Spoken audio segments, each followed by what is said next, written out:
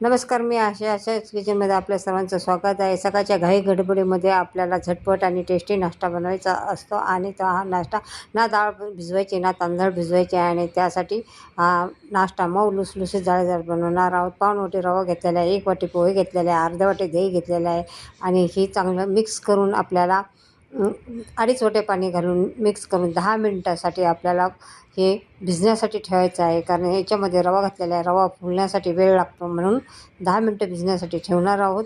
आणि आता आपण 10 मिनिटांनी आपण हे मिक्सरमधनं अशी ह्याची फाईन पेस्ट तयार करून घेणार आहोत. बघा, पेस्ट तयार झालेली आहे. डिटेल रेसिपीसाठी माझ्या फोटोखाली त्रिकोणी बटन आहे, त्या बटनावरती जाऊन क्लिक करा. त्यासाठी फोडणीमध्ये आता आपण कांदा घेतलेला आहे, कढीपत्ता फोडणी तयार करायची आहे आपल्याला. आणि ह्या फोडणीमध्ये आपल्याला मोहरी घातली, जिरं घातलेलं आहे, कढीपत्ता घातलेला आहे, 2 हिरव्या मिरच्या घातलेल्या आहे, कांदा घातलेला आहे, 1 मिडियम आकारचा कांदा घेतलेला आहे, चांगला परतून घेतलेला आहे. आणि हा तडका आपल्याला ह्या मिश्रणामध्ये घालायचा आहे. आणि मिश्रण आता चांगलं मिक्स करून त्या टमाटर आणि शिमला मिरची घेतलेली आहे, अर्धा टमाटर आणि अर्धी शिमला मिरची आणि कोथिंबीर चांगले मिक्स करून घ्यायची आहे.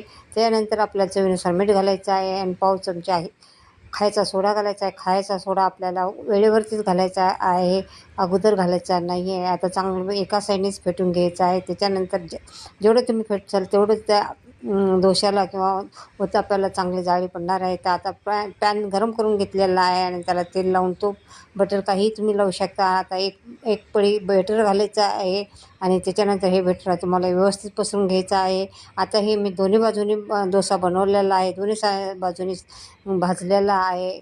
आता 2 प्रकारचे आहेत. दुसरा पण डोसा एकाच बाजूने भाजायचा आहे. हे मिडियम गॅसवरती तुम्ही हा डोसा तयार करू शकता. दुसरा डोसा मी एका साईडनी भाजलेला आहे आणि ते कमी गॅसवरती आपल्याला हा डोसा शेकायचा आहे. बघा, असा चांगला खरपूस भाजून घेतलेला आहे. आता त्यासाठी याच्याबरोबर आपल्याला चटणी तयार करायची आहे. 5-6 लसणाच्या पाकळ्या, अर्धा इंच आलं, अर्धा वाटी खोबरं आणि 2 चमचे दही घेतलेला आहे. आणि आता हे मिक्सरमध्ये पिसून घेतलेला आहे. त्याच्यानंतर आपल्याला नंतर पाणी घालून पेस्ट अशी पेस्ट तयार केलेली आहे. त्याच्यानंतर चवीपुरतं मीठ घालायचं आहे आणि त्यानंतर थोडी साखर घालून चटणी चांगली मिक्स करून घ्यायची. त्याच्यानंतर चटणीसाठी आपल्याला तडका तयार करायचा आहे. 1 चमचा जिरं घालायची, 1 चमचा मोहरी घालायची आहे, कढीपत्ता घालायचा आणि 1 मिरची मी हे केलेली आहे, तडक्यामध्ये मिरची घातलेली आहे. हा मिरची चांगली फ्राय होऊन द्यायची आहे आणि हा तडका चांगला चटणीमध्ये घालायचा आहे. तडका चांगला असा चटणीमध्ये घातल्यावर चर्र जसा आवाज आला असा झाला आहे. चटणी खमंग आणि टेस्टी चटणी लागते. अशा प्रकारे आपले डोसा आणि चटणी तयार झालेल्या